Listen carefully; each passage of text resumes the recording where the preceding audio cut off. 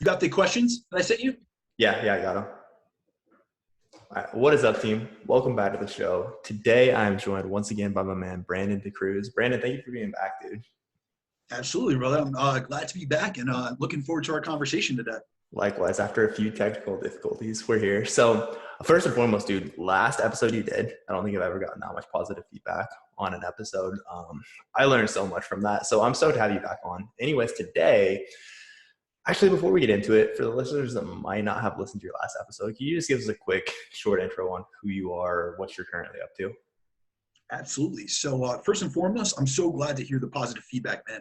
I do these podcasts. I have very little time because I have two different careers, but I try to do these to put out the information that I was confused about at one point in my career or one point in my fitness journey. But a little background on me, I've spent close to the past 13 years working professionally in one or two aspects of the fitness industry. So I've done everything from research and formulation for supplement companies. I do national sales for a New York-based supplement company called InnovaPharm. And for close to the past 9 years, I've worked with almost 1,000 people as an online coach. So really what I try to do is I try to be like a layman's researcher. And I try to take what I see in the research and what I read in the empirical evidence in the literature and combine it with my in the trenches experience to get people to their best goals in terms of their body composition, in terms of their health, and in terms of their performance, because there's so much, miscommunication and confusion out there. And there's tons of people that put out this information with a lot of influence behind it, whether it be because they have big social media followings or they have, a ton of, personal anecdotal experience, yet it's not applicable to everyone. And what we have to realize is that information is great, but you have to combine both information from the literature, from the research, as well as with experience, and then also cater to the individual themselves. So that's what I'm really trying to do. I'm trying to bridge the gap between science and practice. And I think that piece about catering an individual themselves is something you do an amazing job of. And I think really is missing when it's like when we're looking at like evidence-based coaching, quote unquote, where I do definitely think that's an important, huge piece of the industry and the science is so important. But again, I think people can, okay, well, the science hasn't proven this, but we've seen it to work over and over. And sometimes I think things can get lost in that as well. So again, man, I think you do an amazing job with that. And again, I appreciate you being here, dude. So topic of the day, we have metabolism and metabolic adaptation. I think if there's a single thing in the fitness space that people are like the most confused about, it's probably metabolism. There's so much, almost want to say fear mongering around metabolic adaptation. So I'm stoked to dig into this with you. But to kick us off, can you just explain to us what is metabolism and metabolic adaptation? Yeah, so first and foremost, just to hit on what you just touched on, this is a topic that is often filled with misinformation, fallacies, and myths. And that's why I'm so interested in trying to clear up the confusion for people out there, because your metabolism is something that so many people are interested in. Because think about what we have most people come to us for. It's for fat loss and weight loss. And when you don't understand the metabolism in and of itself, it limits your ability to understand what's going on in the dieting process. So I find that when most people think about metabolism, they only do so from the perspective of like a calorie perspective in terms of how many calories they can eat. But in reality, your metabolism encompasses so much more than just your energy intake and your energy expenditure.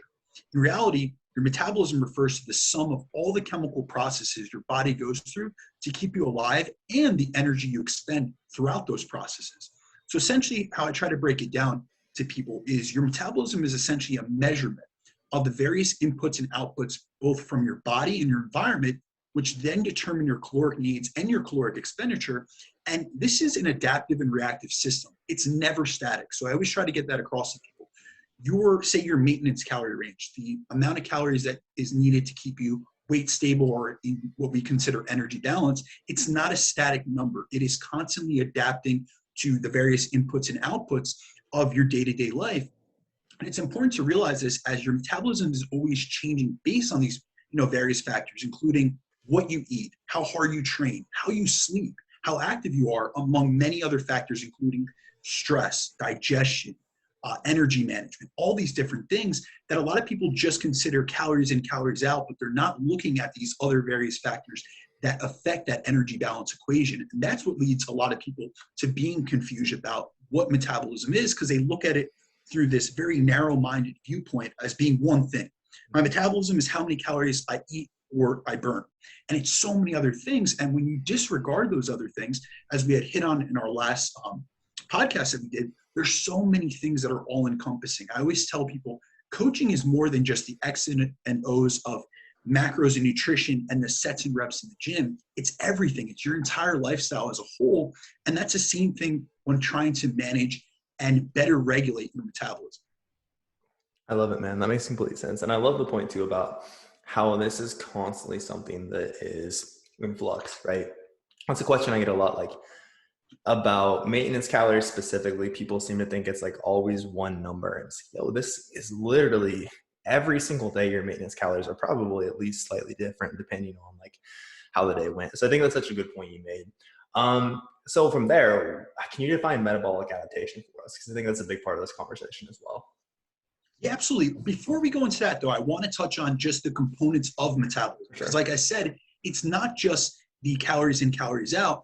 It is so much more than that. And a lot of times when people think of metabolism, and I know people that are listening to this, they're thinking about their resting metabolic rate. And it's so much more than that, because it's actually comprised of 4 different components that equal what's called your total daily energy expenditure, or the amount of calories you burn per day. So this total comes from both resting, which would include your resting metabolic rate, as well as your non-resting energy expenditures. So this is made up of, the first one, as many people know, is your resting metabolic rate. And that accounts for roughly 60% of the calories that we burn throughout the day.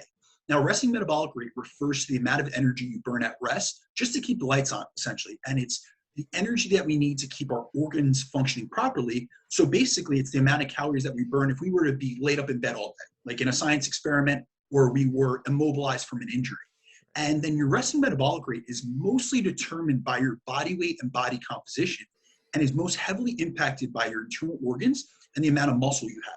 So if you were to increase your body weight, for instance, your resting metabolic rate would increase because your body would require more energy to function. But at the same time, and this is really important to hit on and for people to understand, if you reduce your body weight, for instance, in the case of a diet like we're going to speak on later today, your resting metabolic rate would decrease naturally as a result of being lighter and thus needing less energy at rest. Right. So this is something we often hear people in the fitness industry, they'll market ways to boost your metabolism, take this supplement to boost your metabolism, and all these different things, these claims based around metabolism. And what people don't realize is the way to most accurately boost your metabolism is actually to gain weight. So that would entail gaining some body fat. And that's not what people want to hear, but that's the reality of the matter. So then the second component of your total daily energy expenditure is called the thermic effect of feeding, or also called the diet-induced thermogenesis. And this is the energy your body burns through thermogenesis, or heat production, to digest and assimilate the food you eat. And this accounts for approximately 10% of your total daily energy expenditure based on the macronutrient split of your diet, as each macronutrient has a different thermic effect, essentially. So for instance, we often hear that protein is really good food during a dieting phase, not only for the muscle maintenance benefits it has and the benefits it has on satiety, but also because it has the highest thermic effect. So protein, you essentially burn 20 to 30% of the calories you intake from protein just through the process of digestion, whereas carbs have a thermic effect of 5 to 10%, and then fats have the lowest thermic effect at 0 to 3%, depending on the fat source. From there, we go on to NEAT. So NEAT is essentially your non-exercise activity thermogenesis, and this includes all non-intentional components of physical activity. This is like activities of daily living, like walking around, getting your steps in, fidgeting, twitching, adjusting your posture, even just speaking with your hands. Like, I'm Italian, so I often speak with my hands, and I'm burning calories doing that. And a lot of people don't realize that this is a part of your calorie expenditure. And then pretty much everything you do outside of the gym is NEAT.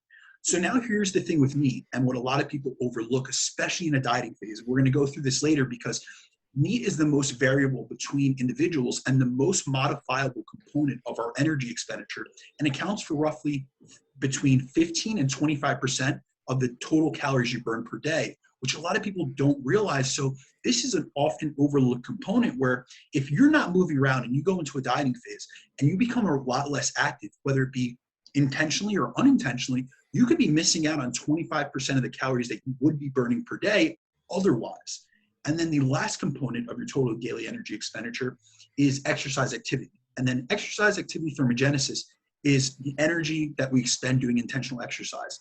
And the thing with this is there's a big myth around this where people think that and we see this in research studies, we see this in studies on resistance training, and we see this also on the calorie estimation literature, where people think they expend a lot more calories per day through exercise than they actually do.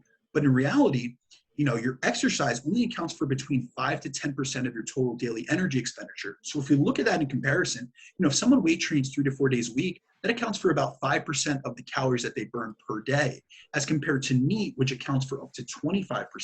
So we're looking at a 5-fold difference between the two. And so many people, and now here's the thing, I'm a body composition coach. I'm very into resistance training. I think there's so many benefits behind doing resistance training regularly, but it's not just for the calorie expenditure aspect. It's for building muscle tissue. It's for preventing osteoporosis. It's for building bone mineral density. It's for helping with longevity. It's for all these other benefits, not just the calorie expenditure, because if we really look at it from a calorie perspective, like a calorie burning perspective, your NEAT accounts for so much more calories burned per day than your exercise does. So this is something I'm always trying to bring awareness to people. When we talk about metabolism, it isn't just your resting metabolic rate. And that's especially important because your resting metabolic rate, it does account for 60% of your total daily energy expenditure, but it's the one that we have the least amount of influence on. We cannot control the size of our organs, which account for the most amount of calories that we burn per day. We cannot account for a lot of different components within that. And like I mentioned before, really the way to modify this is to gain a substantial amount of weight, which a lot of people, especially in the context of what we're talking about today, they're looking to lose weight. So they're not gonna be able to modify that, whereas your NEAT, your exercise activity thermogenesis, the foods you eat, these are all factors within your control. Absolutely. And there's so much marketing around metabolism and like, oh, be careful or you'll do this and it'll slow your metabolism. It's like, well, if your metabolism isn't slowing some, you're probably literally not losing weight, right? Like, and it's interesting how it's all marketed around weight loss. Question for you. Just a scenario I've come across with quite a few clients that I want to get your take on. So we have someone who is super busy individual. Let's say they are like, their goal is to lose a large sum of weight, like 100 pounds or more. And it's basically, they're so busy that, okay, when you can get their nutrition on point and they can either go from walking like 1,000 steps a day to 5,000 steps a day, or they can take that, let's say, hour and devote it to resistance training. Which direction will you push that individual in? So here's the thing. It's going to be based on, first of all, where they're starting at. So if they're extremely sedentary, and I see that certain, like we spoke on in our last episode, I'm very into health biomarkers. So if I see someone's blood glucose levels are, heavily elevated, so they're over the 100 nanograms per deciliter mark in the morning, meaning that they're pre-diabetic, and they have a high resting heart rate, and they have a high blood pressure, I'm going to push them more in the aerobic activity. I'm going to get them to do steps because that's going to help to lower those metrics first. And the other thing we have to consider is that when you do resistance training, it actually increases your sympathetic tone. So sympathetic tone is essentially the part of your autonomic nervous system that signals fight or flight. So these people are generally already highly stressed. So if it's the person, they have 100 pounds to lose, so the stress of being overweight and most likely insulin resistant is already compounding the issues that they're experiencing just from the weight gain or the fat accumulation alone. So in that aspect, I would want to get them preconditioned through doing more steps, helping with lowering blood glucose, lowering blood sugar excursions, getting their blood pressure down, getting their resting heart rate down, so that they're in a more parasympathetic or rest and digest state. So I would do that, but honestly, it's always a combination of both. I never want to just look at one variable. It's always, let's modify the nutrition to the best of their ability. Let's get in some aerobic activity, low level intensity activity that doesn't drain you. So no HIIT sprints or anything of that sort, not even intentional cardio like getting on a step mill or a treadmill. Let's get some walking outside, 10-minute walks after meals, getting some sunlight exposure. Let's get some time in nature. And then let's try to incorporate some type of resistance training activity to help increase muscle tissue while losing body weight, because I do think that it's a disservice to have someone go into a weight loss phase and not have some sort of resistance training, because they are more likely to lose lean body mass. And we see that in studies, the number one predictor of fat regain And what's called body fat overshooting is the loss of lean mass. So what that means is if you are to engage in a diet phase and a fat loss phase, and you lose a considerable amount of lean body mass, which would include, that's mostly muscle tissue. Right. If you're to lose a lot of lean body mass, whether that be through not resistant training, through chronic dieting, through aggressive, slashing your calories, and you lose a lot of that lean body mass, in the post-diet period, you go through what's called hyperphagia, which is an aggressive increase in your appetite, and you'll be starving.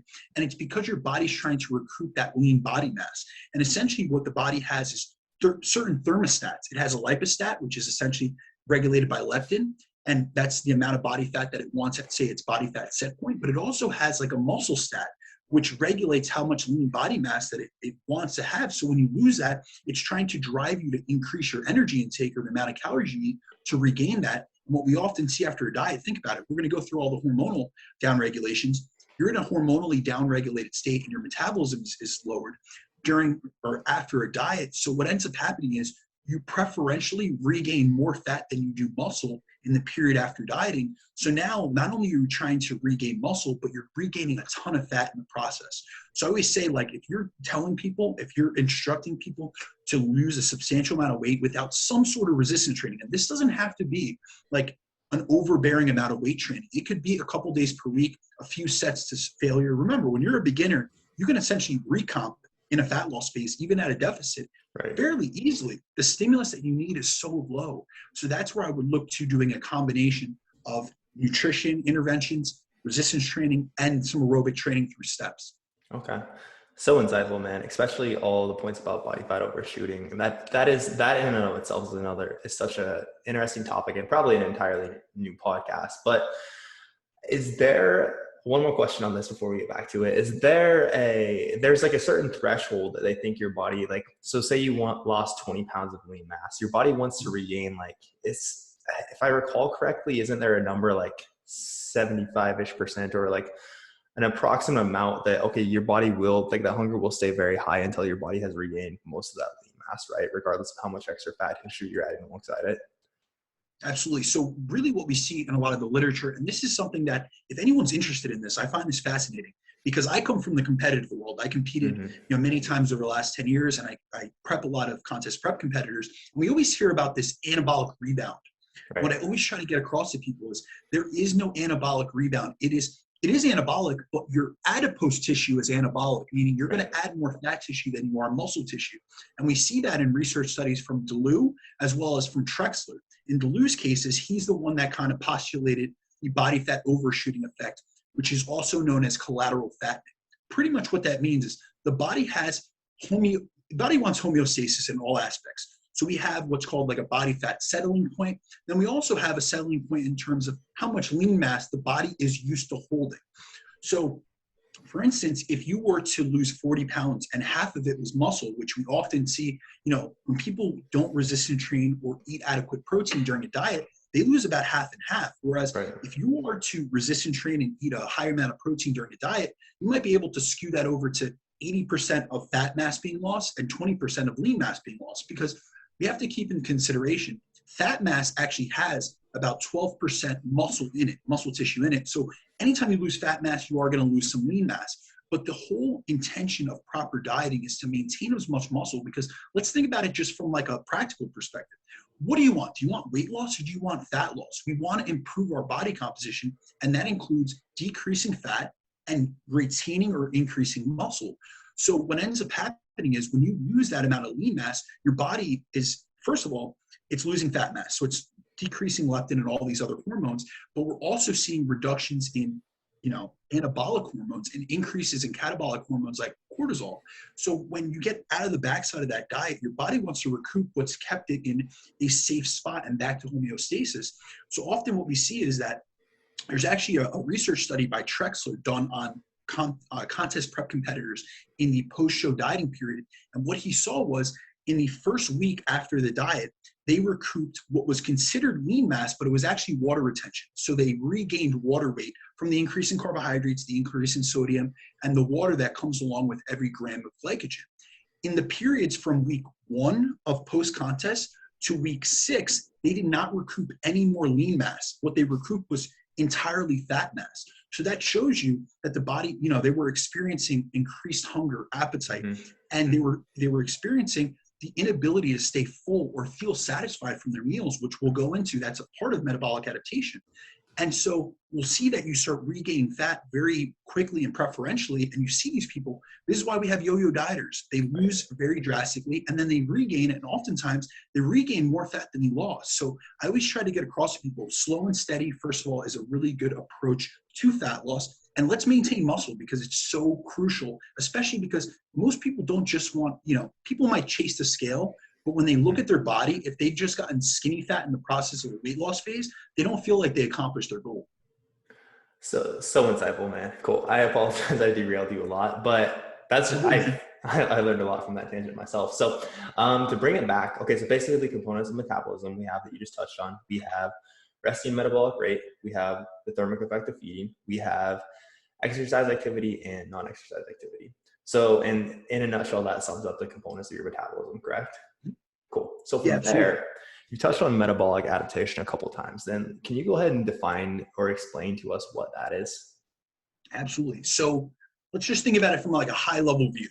When we diet, we essentially lower the amount of energy our body needs in order to drop body fat, improve our physique, and lower our body weight. But with that reduction in body fat and body weight comes a reduction in the amount of energy needed to power our bodies, as we're essentially lighter, smaller individuals. However, what we see in the research is that something referred to as adaptive thermogenesis or metabolic adaptation, as it's commonly referred to, happens, which refers to the fact that we experience a larger drop in our total energy expenditure than we'd expect purely based off the total weight we've lost. So like I was talking about, our total daily energy expenditure, which you just hit on, is comprised of those four components. So these diet-induced metabolic adaptations generally will cause between a 10 to 15% reduction in the total calories burned per day than we'd expect, which is essentially a survival mechanism. And what a lot of people don't realize is this is completely normal.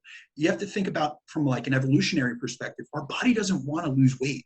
It wants to put stopgaps in place to prevent us from starving, essentially. So this may make dieting more difficult the longer that you're in a cut, but it's important to note that this doesn't halt the process. And I often speak on metabolic adaptation because I think it's so important for people to realize, listen, if you're experiencing plateaus or a slowing down of progress, don't think that there's something wrong with you. There is no such thing as metabolic damage. There is no such thing as starvation mode. These have been disproven in the literature going back to the 1940s. What you're experiencing is metabolic adaptation, and it's your body's natural survival response. It's an indicator that you have a healthy metabolism. If we didn't experience metabolic adaptation, first of all, we would know that we're not losing a substantial amount of fat. So that's the first thing. So you're not being efficient in your fat loss. And B, we would not be able to fend off against things like starvation if we were a couple hundred years ago where food wasn't as, readily accessible. Like think about it from just like a logical perspective. Our software hasn't been updated. We're not an iPhone that gets an update every year. So like your body doesn't know. It's not like technology. Biology has not followed technology. So with that, your body doesn't know that there's a grocery store down the street or you have a fridge full of food. All it knows is that it needs to preserve some type of energy for essential functionings, brain function, things of that sort. So it's going to lower your energy expenditure. This does make the dieting process harder, but it doesn't make it impossible. I always get back to my clients, like I always try to drive this home. No one is exempt from starvation. There's never been a case of that. So if you were not to eat, you're going to continue losing weight. The thing is that metabolic adaptation is a real thing. And that's why understanding this process is so important so that A, you understand how to mitigate it, and B, you understand that there's not something wrong with you when this occurs. You understand that it's a realistic and expected component of the fat loss journey, and you're prepared for it because our body follows our brain. So if our thoughts make it seem like if we think something's wrong with us, we're going to respond accordingly. And there's so much studies on the placebo effect and how that affects how we respond to things. And it's so important to align and be very aware that our psychology and our physiology cannot be separated. So I often try to educate people on this so that they know, hey, I should expect some metabolic adaptation. If I go into a 500 calorie deficit, I'm not going to lose a pound per week every single week because there is no process in this where it's linear. You will never see a linear dieting process. Just like on the back end, when you're in a gaining phase, it's not like you're going to put 5 pounds on the bar every single week in every one of your lifts. No progress is linear. The body does not adapt in that way. Okay. So my question for you, when it comes to metabolic adaptation, are there typically, so basically most common reasons I've seen fat loss with clients is either A, it is metabolic adaptation, or B, there's maybe this client is struggling to be consistent, or there's like tracking errors sneaking in. How do you go about helping people identify like, hey, this is your fat loss, it does actually seem to be stalled from metabolic adaptation, versus there's probably something else we want to look at here outside of this before we just like adjust calories or increase cardio or anything of that nature. Does that question make sense? Yeah, absolutely. So there's many reasons as to why we could experience a plateau, a weight loss plateau, and you hit on them. It could be metabolic adaptation, which I'm covering on the back end with my coaching practices and my programming. And that's why I think it's so important for us to understand this, especially as coaches, is you have to know what to look out for, especially from a biofeedback perspective. So as we go through the different components of metabolic adaptation, we'll hit on what are some of the things that we're seeing. Right. But the other aspect of it is you have to know the adherence and consistency that your client, is obtaining. So there are a lot of cases where we see that people are underestimating their calorie intake and overestimating their calorie expenditure. And that's where we have to really work on the psychological aspect as well as the information aspect. So I always say that educated clients are more adherent clients. So when they understand a lot of different factors, like I'll tell my clients about how common tracking errors are, or I'll make sure that they're weighing things out to the gram. For instance, the most depressing thing you'll ever do is weigh out peanut butter. Honestly, if you take 2 tablespoons, you'll see you're drastically over. So it's things like that. It's little things. I say attention to detail makes all the difference. So I always cover that prior to someone going into a fat loss phase. I'm making sure that if they're tracking their caloric intake or their macronutrients, that they're doing so accurately. And now the thing is, we have to realize that nothing within especially calorie tracking is going to be 100% accurate. However, what we want to do is be consistent, because for instance, if we're 20% off, because for instance, the FDA allows for a 20% deviation on their labels. Now, if you're 20% off 100% of the time, it's not going to matter because we're making, adjustments from that 20% error. So it's more about being consistent and adherent to the program that you're on. And then any other weight loss plateaus or, stalls or challenges that we face, we can look at it and say, this could be some indication that it is metabolic adaptation. The other thing is we have to keep in mind that metabolic adaptation takes time to accumulate. So it's not this thing that you go into a deficit and you experience all these side effects of metabolic adaptation. So if someone is experiencing a plateau off of week 1, it's obvious that it's due to a lack of consistency or adherence or tracking or some misestimations in calories, or just doing what a lot of people do, which is diet during the week and then overconsume on the weekends and not even think about it. I always talk about like how people take bites, licks, they'll do little nibbles in between meals or while cooking.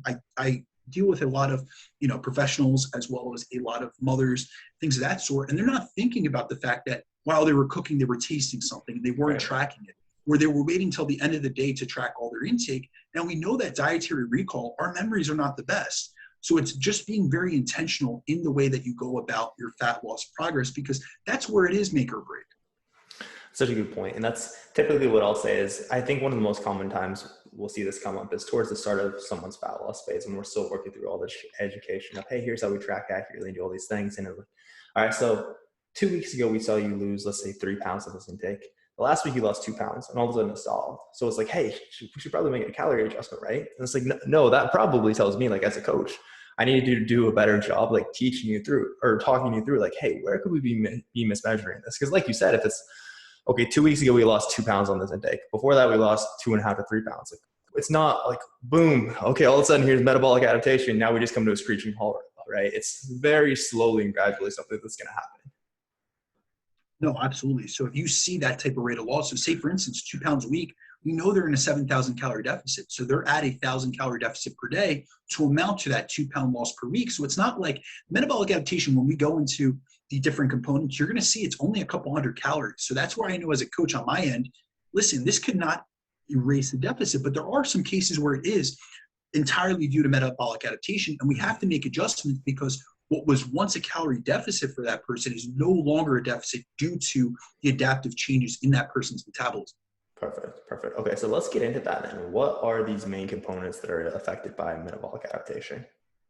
All right, so there's three main components of metabolic adaptation. There's the slowing or the downregulation of your metabolism. Now, let's keep in mind that's your full metabolic rate. That's your total daily energy expenditure. The second one is the hormonal changes. And then the third one is mitochondrial changes. So the first thing that happens when you create a deficit is your total daily energy expenditure decreases as a way for your body to conserve energy, as it doesn't know that you're dieting get shredded. It thinks you're in a state of potential famine. So it's trying to protect you. So as we hit on previously, the four, TDE is comprised of four main components, which are thus impacted by metabolic adaptation. So from the resting metabolic rate perspective, this lowers when you start losing weight during diet as you're losing body mass, which is metabolically active tissue, which burns calories in and of itself. So when you're becoming lighter and leaner, the amount of energy to keep the lights on is much lower. So I often find that most people worry the most about their metabolic rate dropping as a result of metabolic adaptation. But in reality, it doesn't drop as much as many expect. So we have controlled studies in metabolic wards, such as Rosenbaum in 2008, that showed that they found a 100-calorie reduction in resting metabolic rate in people who had lost at least 10% of their body weight.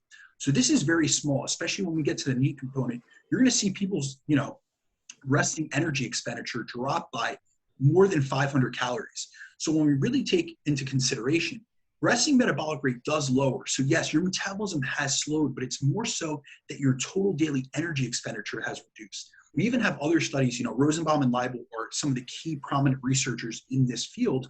And in 2016, they did a follow-up study to see if there's a limit to how much your resting metabolic rate can reduce.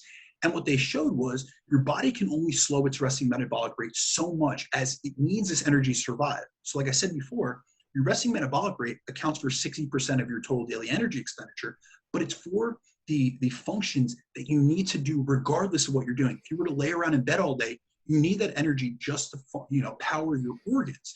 So what we saw in this specific study was that your resting metabolic rate will fall within that 10% of weight loss, but it does not continue going down significantly with another 10% of weight loss. So for instance, when they looked at participants, and they looked at their resting metabolic rate, it did decrease when they had lost 10% of their body weight. And that's to be expected. They're lighter human beings. However, when they got to 20% weight loss, so they doubled the amount of weight loss that they had lost, they didn't see a significant decrease in the resting metabolic rate. So yes, up to a certain point, your resting metabolic rate continues to drop. But after 10% of weight loss, you're not going to continue seeing your resting metabolic rate fall. So that's where we see people say, I'm not able to lose fat anymore because my metabolism is slow, or because my resting metabolic rate is slow. And that's not the case. We have no good evidence that shows that having a lowered resting metabolic rate leads to an inability to lose fat. Now, will it make it more difficult? Absolutely. But it's not going to stop you. You don't have a damaged metabolism, or you don't have a broken metabolism. That's just not the case. It lowers to, a degree which we can measure, but it's not something that's hugely significant. Then the next part of your total daily energy expenditure that decreases is the thermic effect of food. Now, what a lot of people don't realize is they never take this in consideration when considering metabolic adaptation. But what you have to realize is that it accounts for 10% of the calories you burn per day. So if you're eating less, theoretically, you're burning less. And that's what a lot of people don't realize about the energy balance equation. The less energy you put in, the less energy you get out. And a lot of times people look at calories in versus calories out as these independent variables. They try to separate the two. What they don't realize is they're tied to another. So as you increase energy intake, you increase energy expenditure. As you decrease energy intake, you decrease energy expenditure. So, what a lot of people don't, and I always make this reference, is that your TEF, or your thermic effect of feeding, gets downregulated the first day you go into a diet. So say, for instance, we're looking to lose 1 pound per week. We know that theoretically that's a 3,500 calorie deficit, which would be 500 calories per day spread over the course of a week. Well, on day one of your diet, if you went from eating 3,000 calories to 2,500 calories to get that 500 calorie deficit, you're now eating 500 calories less food. So you're now burning 10% less of those 500 calories, which is 50 calories per day, as a result of lowering that. So right then and there, you went from a 500 calorie deficit to a 450 calorie deficit. And that's what a lot of people don't realize, don't take into consideration. Everything is, your body's adapting to everything. It's a reactive and adaptive system. Now, the next part is the most important component. And I really want to drive this home because it's the one that everyone overlooks the most. And finally, there's becoming like people talking about this more. I've spent years talking about this because I know that this impacted me the most and got me the most results with my clients when I started paying attention to it. And this is your need. So the next aspect of, energy expenditure that's downregulated is need. And these reductions actually account for approximately 85 to 90% of what we consider metabolic adaptation. So keep that in mind. You know what I mean? What we see from your resting metabolic rate is about 5% of a decrease from your total daily energy expenditure. But 90% of what is considered metabolic adaptation, 90% of the calories that you're lowering per day is from need. So this is why it's so important to take, pay attention to the subconscious activity and your movement, your physical activity, and making sure that you're staying active, especially if fat loss is your goal. And that's why previously with the client that you said that wanted to lose weight and that didn't have a lot of time, I would want to get their need up because they're going to be susceptible to dropping steps and they're already extremely sedentary. So if they were at 1,000 steps per day, they're already going to be, if they go any lower than that, they're going to be just pretty much seated all day.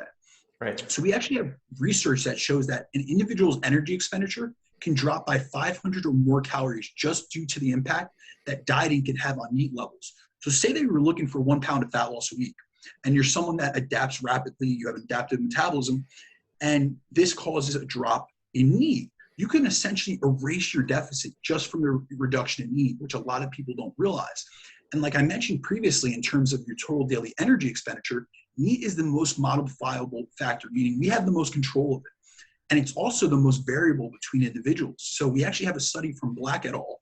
That showed that need can vary up to 2,000 calories between individuals of the same biological sex, the same body weight, and the same body composition. So you could have someone that is, Jeremiah, you could have someone that's your size and that is much more physically active than you. And you might maintain your body weight at 3,000 calories per day, but they might maintain the same body weight and body composition at 5,000 calories a day. And that's a massive difference. Right. So we often have people say, oh, that person has a fast metabolism. No, it's not due to changes in the resting metabolic rate. It's due to, differences in their need levels. It's not that you have a slow metabolism, you have low need levels. So the last thing that's downregulated during a diet is your exercise activity. So we essentially experience a decrease in calories burned during exercise due to lowered power output, as we all know that we can't lift as heavy or as intensely during a harsh diet. Then there's also research that shows that you experience up to a 20% increase in skeletal muscle work efficiency. So really what this increase in work efficiency means is that your muscles expend less energy to do the same amount of work, which means that you become better at moving and exercising, both in terms of your weight training and cardio. So this will essentially decrease the amount of calories that you're burning during these exercise sessions. And that's why I'm constantly, trying to bring home to clients, don't trust your calorie calculators on your activity tracker. Don't look at how many calories you burned. We see that in weight training. The average weight training session burns between 60 and 300 calories, depending on your volume of work, without metabolic adaptation getting taken into consideration. So that's going to decrease. But if you look, a lot of people will throw up their Apple Watch data or throw up one of their trackers, or they're in a boot camp class and they say, I just burned 800 calories in an hour. And they think that they're in a much larger deficit as a result. Or they do the opposite and they compensate for that by either laying around the rest of the day because they're exhausted, or they eat back some of their calories. And we see that often.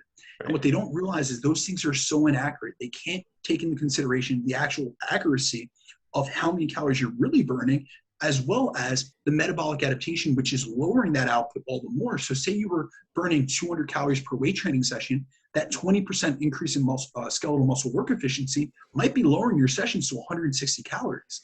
So that's why it's so important to take all these things into consideration. That's the best explanation I've ever heard of why you shouldn't look at the calories burned on. I know that's something that I've been asked so many times that I've answered it, but I've never heard it explained that well. You crushed it. And I think it's also cool to understand, like, it's so cool to educate people on this because people really start to see, like you said, like that knee component of this accounts for, you said 90% of metabolic adaptation, right? 85 to 90%. And everything else is such a small component, which is why it's so important for awareness. Right. Most people aren't thinking about it. Like, for instance, when you're in a diet, I've done many diets.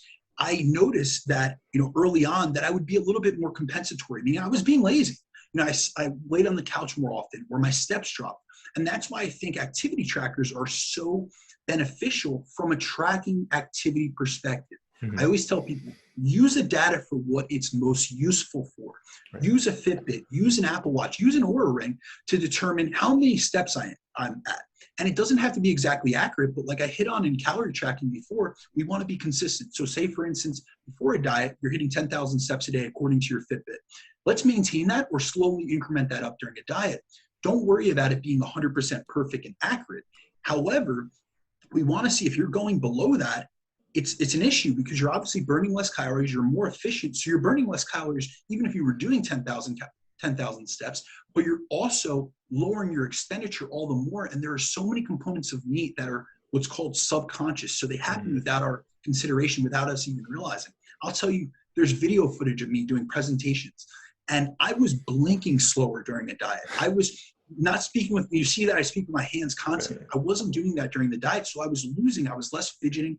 My posture was slumped over. There were things that I would have never picked up on a day-to-day basis, but this is one aspect, especially your steps, you have control over. So you can modify them and make sure that you're experiencing the least amount of metabolic adaptation. And I find that it's pretty cool that the component that makes up the most of metabolic adaptation is the one that's most in our control. Because if it was our resting metabolic rate and it just kept plummeting, like a lot of people think, we would have no ability to change that. Oh, I love it so much. And it's just such an empowering thing for people to learn.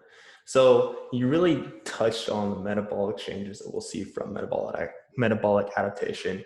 How does this impact your hormones, if at all?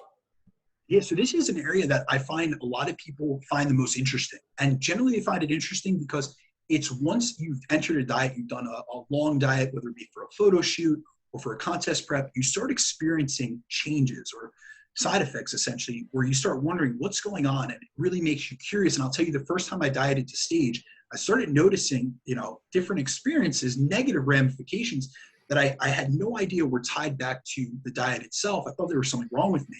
So like you said before, I think when you bring awareness to some of these subjects, it gives people a feeling of empowerment because they understand, hey, this is part of the process, but now I have to either do things during the diet to mitigate this, or I have to make sure that I'm restoring these issues or these changes after. Right. So the first hormonal change that we see occur during a diet is a decrease in leptin. Now, leptin is a hormone which acts as the main regulator for both your appetite and satiety, as well as your energy expenditure levels, and is the most influential hormone involved in metabolic adaptation. So really, when it comes down to it, everything that happens with metabolic adaptation is essentially because of leptin. And now your levels of leptin are controlled by two main factors: the size of our fat cells, as leptin is secreted by fat or adipose tissue, and the short-term amount of energy availability in the system, meaning the amount of calories you're taking in on a day-to-day basis. So what we see is that leptin seems to fall off quite significantly within days of entering a deficit. So if we look at research studies on metabolic ward studies, and we look at the levels of leptin, we'll generally see a substantial reduction within 4 to 5 days. As when we go into a deficit, it's essentially a shock to the body. So it has like a rapid decrease in leptin, but then it'll continue to drop at a much slower rate throughout the course of the diet. Now, the thing with leptin is it plays a major role as a feedback and signaling mechanism to the hypothalamus, which is essentially our control center in our brain. So when leptin levels are high, it signals that we have a sufficient amount of calories and allows us to feel things like satiety, normal levels of appetite, our activity and our movement is normal, and our hormonal production is optimized. Yet when leptin lowers as a result of going into a diet, it starts sending less of a signal to the brain. And once the hypothalamus realizes that there's less of this signal being received from leptin, it takes it as a sign of energy deficiency, which we can kind of think of that as like perceived as, famine or potential case of starvation. So now what your body's trying to do is, like I said previously, it's trying to react in a survival state. So it slows down your metabolic rate and other metabolic processes in order to conserve energy. Now, the other thing with leptin is it just doesn't just signal this energy deficiency, but it also causes a huge cascade of events which affect many of our stress and our hunger hormones, as well as our sex hormones. So on the sex hormone side, we see decreases in testosterone. And then what normally this will manifest in, I'll talk to clients and stuff. I'll always ask them, how's your libido? And often, like during the end of the diet, you'll notice that your libido has completely dropped. And it's a sign that testosterone has decreased and it's lowering your luteinizing hormone and your follicle stimulating hormone as a result of the diet. In women, we'll see that as a decrease in estrogen. And this is why some women during a harsh diet, especially like competitors, will actually experience a loss of their menstrual cycle. So that'll be the sign that estrogen has become really low, and it also lowers progesterone as well. And then the other thing that controls our metabolism is your thyroid production decreases. So what we see is, the TSH will rise. So you'll see your levels of TSH. So if you do blood work, the markers that most doctors will get is your thyroid stimulating hormone, but that's not indicative of your actual metabolically active thyroid. So TSH will increase because it's trying to increase your thyroid output, but the conversion of T4 to metabolically active T3, and T3 is the component of thyroid that controls our metabolism, will get interrupted due to the stress of calorie deficit, and more of that T4 will get actually converted and held by reverse T3. So you'll have less metabolically active thyroid, which causes a further decrease in your metabolic rate, as well as your calorie expenditure and your movement. Then on the stress hormone side, we see cortisol increasing. And now most people know cortisol as the stress hormone, and it does play other roles in that. But in this example, it is, essentially an indicator that stress has risen, because what a lot of people don't realize is dieting is perceived as a stressor to your body, which causes this increase in cortisol. So when cortisol is chronically elevated, it can downregulate the production of sex hormones and metabolic hormones, and plays a huge role with testosterone and thyroid, and also increases the likelihood of muscle loss. And then we even have research that shows that going into a 20% calorie deficit can increase muscle protein breakdown by 20%, which can lead to more loss of muscle itself, which is why it's so important that we not only manage stress during a diet, but we resistance train. And we also take in adequate amounts of protein so that we can offset this increase in muscle protein breakdown. Now, when I notice that people are really stressed, a lot of times people don't receive or perceive stress in the same manner that you or I would, because we're very aware to it. So a lot of people only think about emotional stress. I have a deadline at work. I'm in a fight with my spouse. My kids, are acting up. They think about the mental and psychological stresses, and they're not keyed into the physiological or the physical stresses. And that's where I'm always looking at pictures and water weight and fluctuations between the two, because we generally see that cortisol will manifest itself as, an increase in water retention. When I start seeing that, I know I have to pull back and utilize other strategies to help mitigate that, because a client could be, sometimes I ask them, I see it in their pictures. They're retaining water, their scale weight's up, and I ask, are you stressed? And they tell me no. And I say, are you sure you're not stressed? Like, how's your training going? How's life going? And then all of a sudden, when I start peeling back the layers of the onion, they said, dude, I just had a death in the family. Training has been going like shit.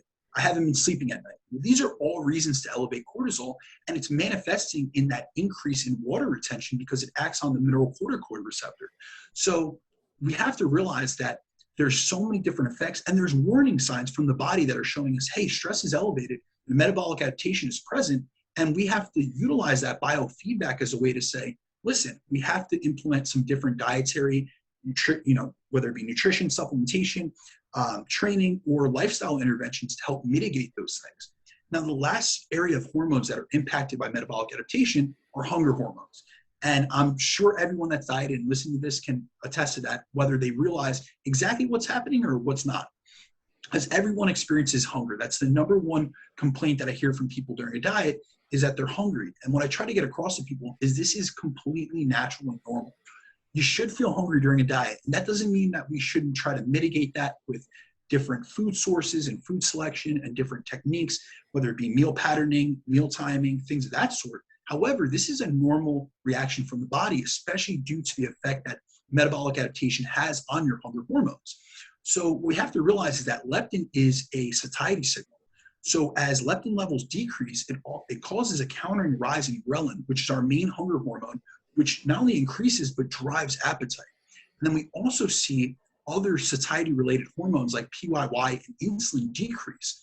And so we're not getting as much of the satiety signal during meals. We're also having this increased drive to eat because your body's trying to restore energy. And then during dieting, it's also been shown that gut satiety hormones like CCK and GLP-1 are blocked, which essentially don't allow for the appropriate fullness signals to be sent to the brain.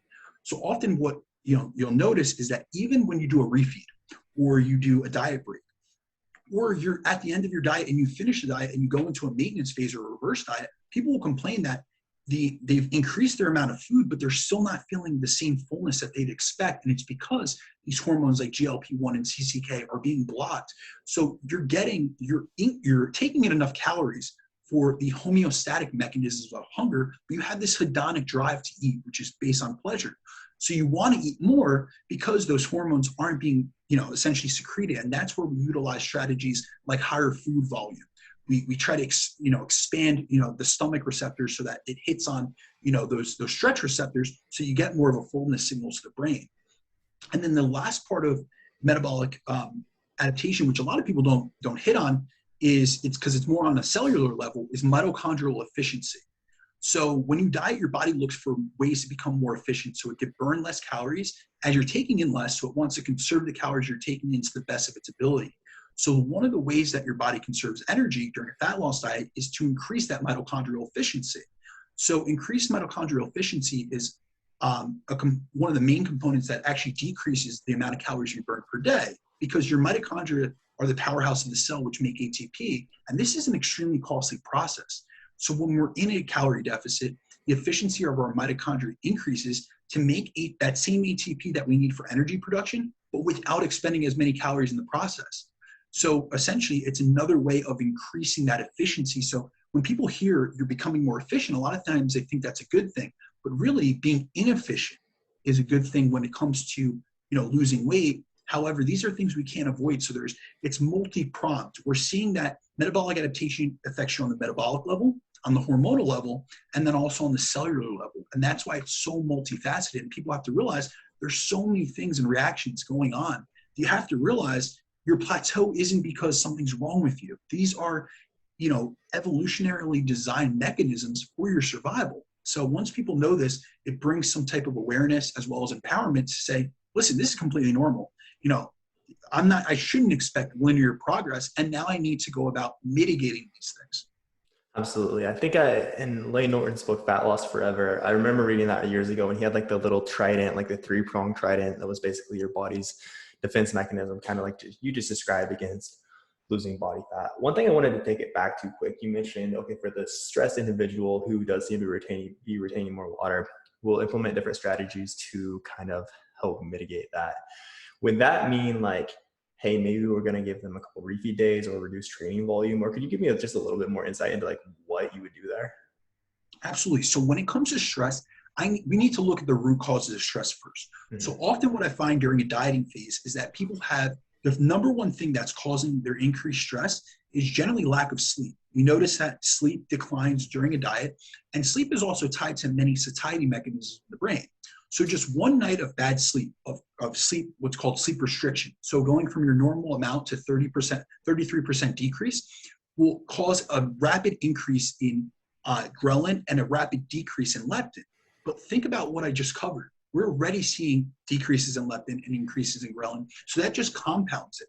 Also, we've seen through sleep restriction literature that you actually have more of a drive to eat, not only higher calories, but also more sweet foods. So there's a 45% increase in your likeness for sweeter foods, which are generally more energy dense or calorie dense foods. We're talking cookies, cakes, ice cream, things of that sort.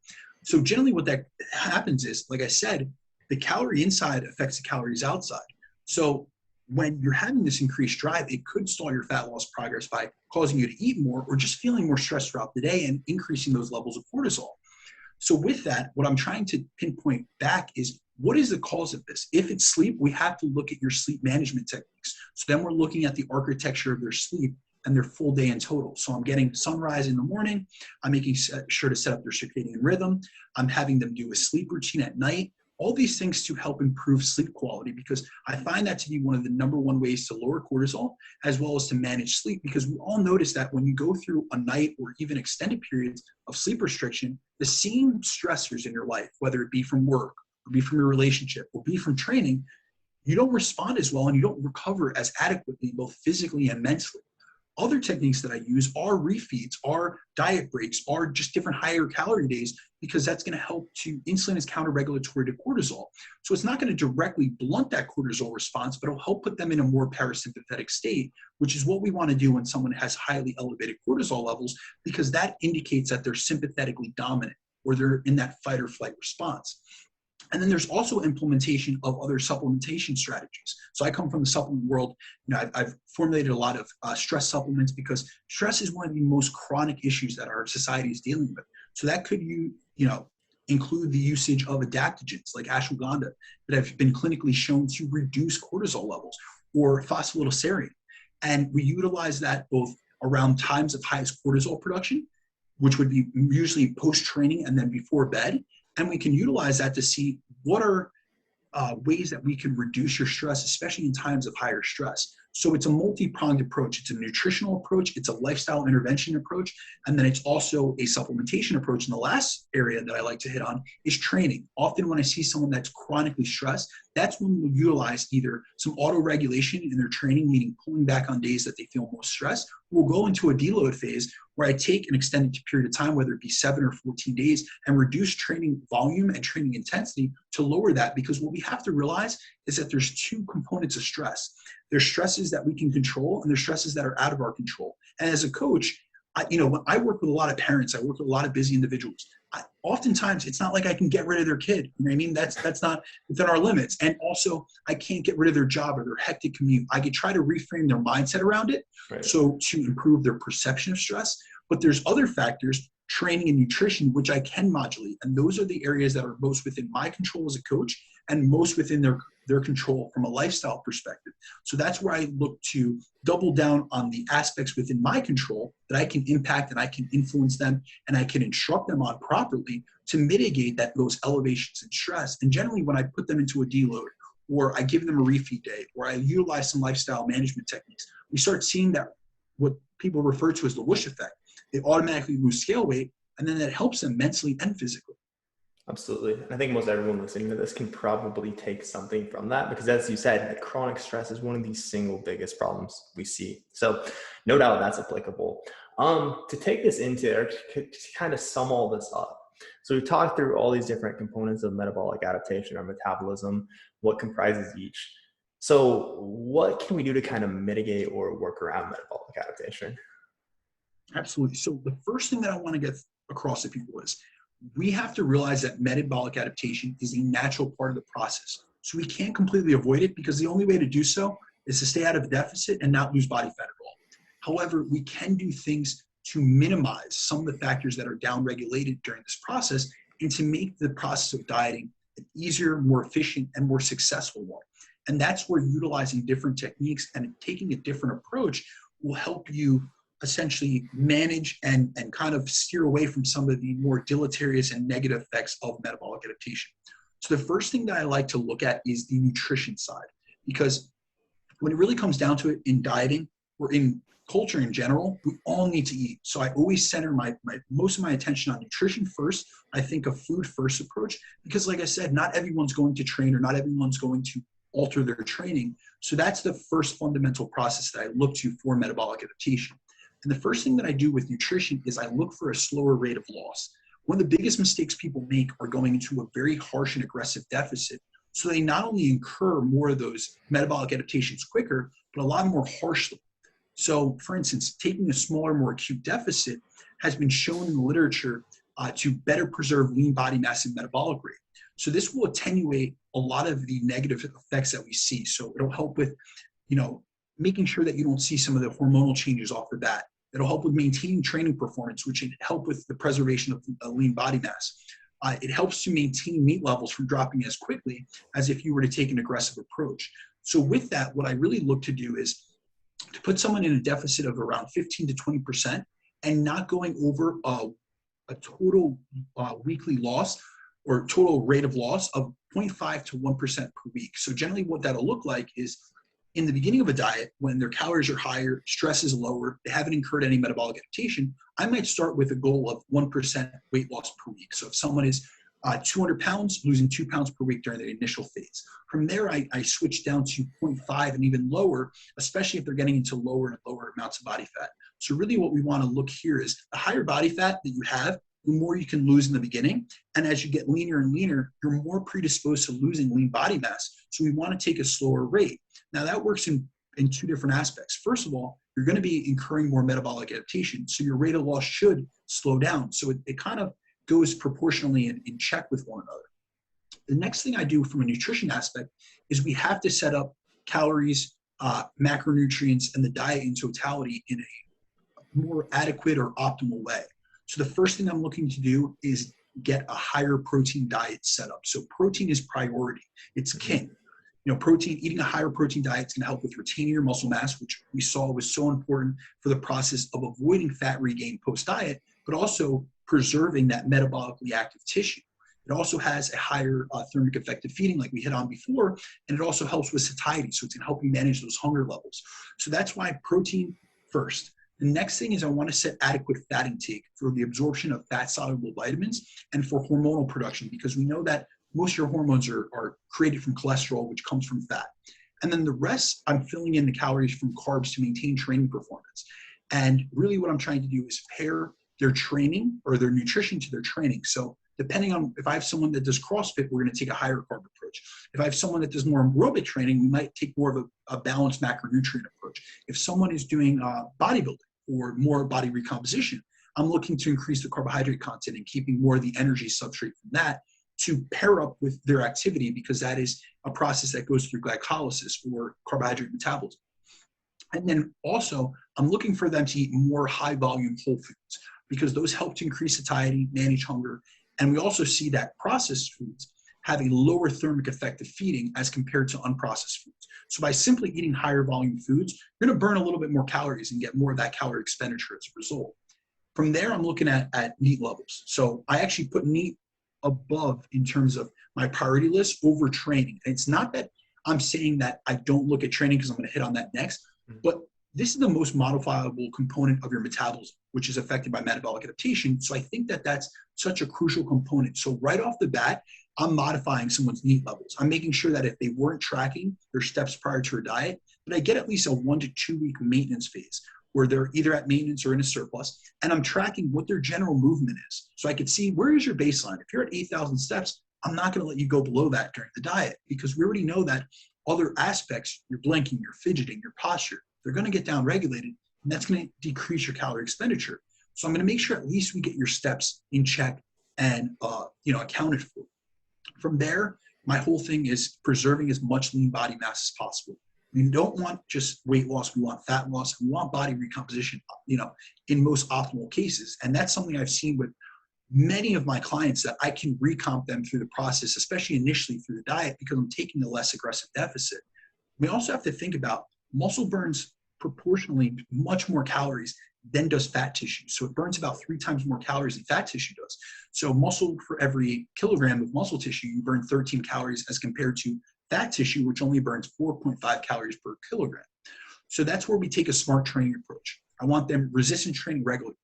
And this has actually been shown to offset some of the muscle efficiency that we see from metabolic adaptation. So by engaging in resistance training, you'll actually decrease some of that 20% reduction in skeletal muscle work efficiency, because those studies were actually done on people that were not resistance trained.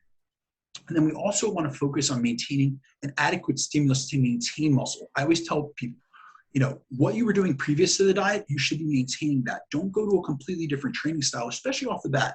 Towards the end of a diet, if you need to pull back on volume and auto-regulate your training, by all means, because you're at a more aggressive deficit and you've lost more weight, you have less leverages, things of that sort. But really, what built muscle will preserve muscle. And a lot of people have this misconception that they need to burn in the cuts and do high volume work, high reps. If that's not what built your muscle tissue, you're sending a completely different signal and making what's supposed to be an anaerobic activity an aerobic activity. So more like a cardio or circuit training session. And if that's what you like to do, by all means, but it shouldn't be a huge deviation. So really what I'm trying to do is looking at, like I hit on previously, I'm looking at weight training and resistance training as a way to either increase lean body mass or preserve muscle tissue, rather than as a means of calorie expenditure. Because honestly, it's a pretty poor means of burning calories. Let's leave that to the diet and let's leave that to the cardio. And then from there, there's other just lifestyle management techniques that I use. Like I hit on before, sleep is a huge component of this that many people overlook. Having a good sleep routine, maintaining sleep quality is going to help with the retention of muscle. It's going to help with hunger hormone fluctuations. It's going to help with satiety hormone management. So you're going to be less hungry. You're going to retain more muscle.